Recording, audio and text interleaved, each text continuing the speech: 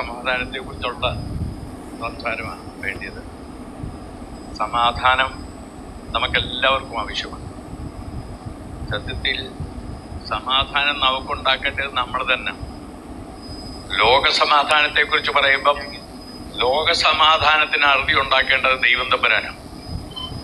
നമുക്കിതിനിടയ്ക്ക് കിടന്ന് എന്ത് ചെയ്യാനൊക്കും എന്ന് ചോദിച്ചാൽ ഈ സംവാദങ്ങളും കുറച്ച് മീറ്റിങ്ങുകളും കുറച്ച്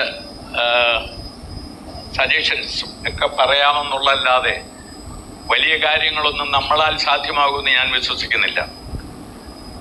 എന്ത് സംഭവിക്കുന്നതും ദൈവമറിയാതൊന്നും സംഭവിക്കത്തില്ല എന്ന എൻ്റെ വിശ്വാസം.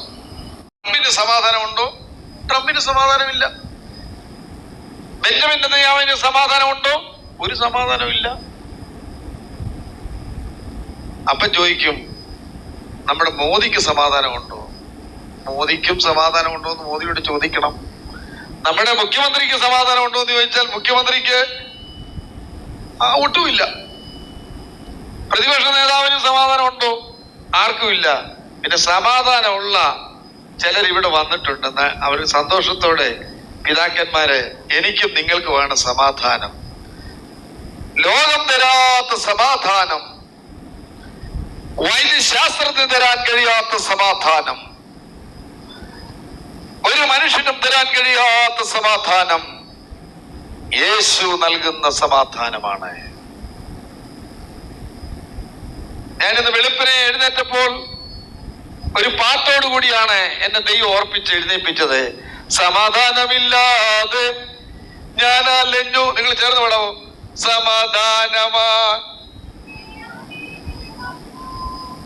സമാധാനമില്ലാതെ ഞാൻ അലഞ്ഞു, യേശു സമാധാനമാൻ എന്റെ അരികിൽ വന്നു.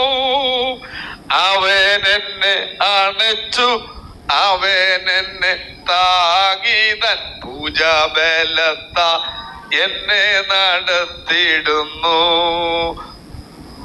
എന്നെ അണച്ചു, ചേർന്ന് പാടിയട്ടെ. താങ്ങിതൻ പൂജാബലത്ത എന്നെ നടത്തിടുന്നു. സമാധാനമില്ലാതെ ജീവിക്കുന്ന ആളുകൾക്ക് ട്രംപിനോ ലോകത്തിലെ ഒരു രാഷ്ട്രങ്ങൾക്കോ സമാധാനം നൽകാൻ കഴിയത്തില്ല. യേശുവിന് മാത്രമാണ് നമ്മുടെ ജീവിതത്തിൽ സമാധാനം നൽകുവാൻ സാധിക്കുന്നത്. യേശു പറഞ്ഞു, എന്റെ സമാധാനം ഞാൻ നിങ്ങൾക്ക് തന്നേച്ചു പോകുന്നു, അത് ലോകം തരുന്നത് പോലെയല്ല. വേദോസ്തത്തിൽ വാക്യമുണ്ട്, ഞാൻ വിശദീകരിക്കുന്നില്ല.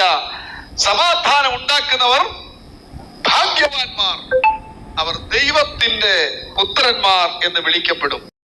വാക്കുകൾ പോരാ നന്ദി ചൊല്ലി തീർക്കുവാനേ, ജീവിതം പോരാ.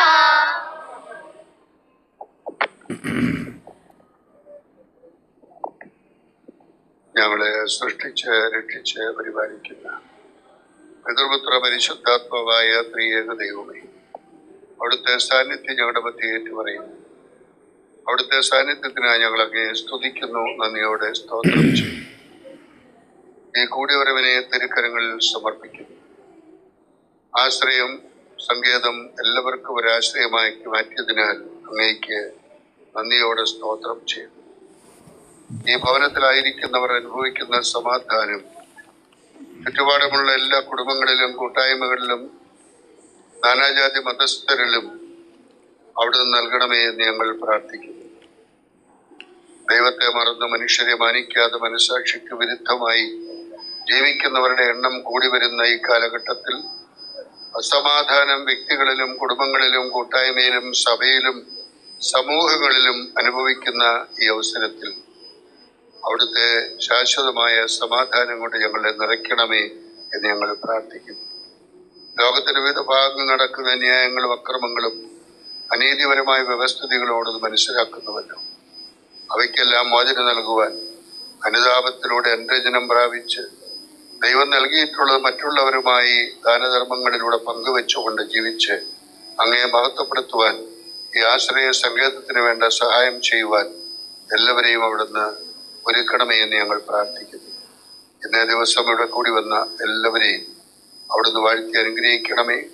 ഈ സങ്കേതത്തിൽ താമസിക്കുന്ന സഹോദരി സഹോദരന്മാരെ അവിടുന്ന് പരിപാലിക്കണമേ. നേതൃത്വം നൽകുന്ന ജോസിനെയും സഹപ്രവർത്തകരെയും അനുഗ്രഹിക്കണമേ. ഞങ്ങളുടെ എല്ലാ പ്രവർത്തനങ്ങളും അങ്ങേ മഹത്വത്തിനായി ചെയ്യുവാനിടയാക്കണമേ എന്ന് രക്ഷകനായ യേശുവിന്റെ നാമത്തിൽ പ്രാർത്ഥിക്കുന്നു. കൃപയോടെ കേൾക്കുമാറാകണമേ. ആമേൻ. പിതാവാം ദൈവത്തിന്റെ സ്നേഹവും പുത്രനമ്പുരാന്റെ കൃപയും ആശ്വസിപ്പിക്കുന്ന പരിശുദ്ധാത്മാവിന്റെ സംബന്ധവും സഹവാസവും കൂട്ടും കാവലും നാം എല്ലാവരുടെ മേലും ശിക്ഷയും സ്ഥാപനത്തോട് ഇതിന്റെ എല്ലാ പ്രവർത്തനങ്ങളുടെയും ലോകത്തോടും ലോകരോടുകൂടി ഇപ്പോഴായി ഇപ്പോഴും നേക്കുണ്ടായിരിക്കുമാറാകട്ടെ. ആമേൻ.